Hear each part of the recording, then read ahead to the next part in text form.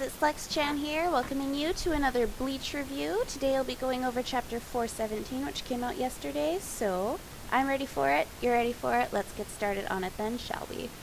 Alright, so this chapter really irked me, for one specific reason. I feel like I'm reading Dragon Ball Z. Does anyone else get that feeling? Like, 5 chapters ago, our main character Ichigo couldn't do diddly frickin' squat against our villain, Aizen, right? One power up later, and he's pushing this guy by the face out of a city and slamming him into the ground. Aizen, the Mr. Untouchable. What? Like, it's so random. And this is exactly what I was talking about last review when I said I don't like how Kubo approaches powering Ichigo up. This is so weird and completely unexpected. And despite how awesome Ichigo's new transformation looks, his new personality kinda sucks. Or at least it does for me, because it doesn't feel like I'm looking at Ichigo anymore. This feels like it's a brand new character. Like, when you think of Ichigo, you think of kind of a loud, outspoken, obnoxious, kind of one-track minded character, right? So, who's this mellow and calm new character that we're seeing right now? This isn't Ichigo. Like, his personality doesn't match. And I understand, yeah, he did some growing up while he was training and fighting Zangetsu. Like, he was in an alternate time, like the time was all warped, and yeah, so he's grown up quite obviously. He's taller, his hair's gotten longer, he's more manly, right? He's not a teenager anymore. And therefore you'd think, yeah, he'd get mature. But still, it's so out of the blue. Like, it's hard to digest. You know what I mean? I think Kubo should have gone about this in a completely different way, but that's just me speaking my mind, I guess. Like, cool concept and all, but it's so random. And it happened so fast. Like, maybe it'll look better once we see what the heck happened while he was fighting Zangetsu. I don't know, I hope so, but for now, this, I don't like it. I wasn't even a big fan of the comic relief that we had in the chapter. Like, what I laughed at was the fact that Ichigo didn't have a nose when he looked at Afroface. And if you guys don't know what I'm talking about, I'm referring to the part here where he names off all of his friends, and then he takes a look at the Shinigami that's in charge of Kurakura town, and he doesn't remember his name, so he just randomly calls out a name, and this guy has a big reaction to it. Yeah, I didn't find that funny when I read it. Like, I giggle at it now, but when I first read it, like, I had such a hard time digesting Ichigo's personality, because he's just so calm when he says all their names. You know, I'm a big boy now.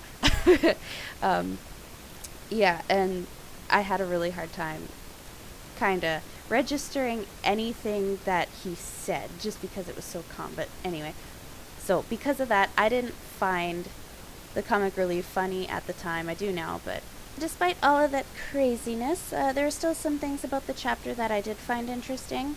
My favorite part being when Ichigo and Gin kind of lock eyes with each other. That was really powerful. I like that. I haven't seen Ichigo connect with anyone like that in a long time. Like, just one look. Their eyes lock, and it's just, you can just feel the connection. Like, it's cool. The artwork was fantastic there. It was just a powerful moment. I really enjoyed it. And Gin kind of acknowledges Ichigo's new power. He says, yeah, those are strong eyes. And then he decides to leave the rest up to Ichigo. Which, I mean, when I read that dialogue, yeah, I became skeptical again, because I was like, well, this guy, last time you saw him, he was running away, or about ready to shit his pants, and suddenly you're saying he's strong and can handle Aizen. But I guess that's just my inner skeptic. Still, really great moment. I liked it. Second thing that I found interesting, and I'm sure a lot of you are wondering about as well, is the fact that Ichigo doesn't have any Reiatsu anymore. I assume it has something to do with his transformation. Like, what else could it be, right? We'll get the answer later. Still, it was pretty interesting to see, like, Tatsuki kind of compares Ichigo and Aizen. Ichigo doesn't have any Reiatsu or any power at all, nothing coming from him, but Aizen's all overwhelming. I don't know what's up with that. Like I said, we'll find out sometime later. Because, you know, Kubo, he's giving us all these questions to think about, and he's going to need to answer them sometime. So I'm hoping to see the answer to that come about when we go back and see what happened when Ichigo fought Zangetsu, which, you know, again, I'm just assuming we'll get a flashback, but not too sure. The other thing that I kind of picked up onto was Aizen, after he looks at Ichigo and notices that, you know, his Reiatsu's gone, he's kind of like, you failed at evolution. You failed to grasp the final chance I bestowed upon you. So I'm like, well, what was that? You know? Was there some other kind of transformation that he was supposed to undergo because of whatever the heck Aizen did to him? Like, I don't know. Maybe that'll come up later, too. Lots of plot holes right now. Kubo will have to answer to them later in the series, and I mean, right now we're obviously not getting very many answers, more questions than anything. But still, I thought that was kind of, you know, it made me think a bit, like, what? What did you do to Ichigo? Like, why do you make it sound like you're connected to him? You know, is he your experiment? What the heck? Give me an explanation, you know. I'm anxious for that. The only other thing I liked about this chapter is when Ichigo just kind of cuts Aizen off. Like, again, Aizen tries to pull off his I'm a badass and I'm the most powerful man in the universe kind of speech, where he's like, you can't defeat me, nothing you do will change your destiny, you are going to die. And Ichigo just cuts him off. It's about time someone cut that guy off. Like, I've been waiting for this. So that I was happy to see. That made me smile. Applause to Ichigo for cutting off the Haxer. That made me happy. Still doesn't mean I approve of his power-up or the way Kubo went about powering him up, because it was still just too spontaneous for me.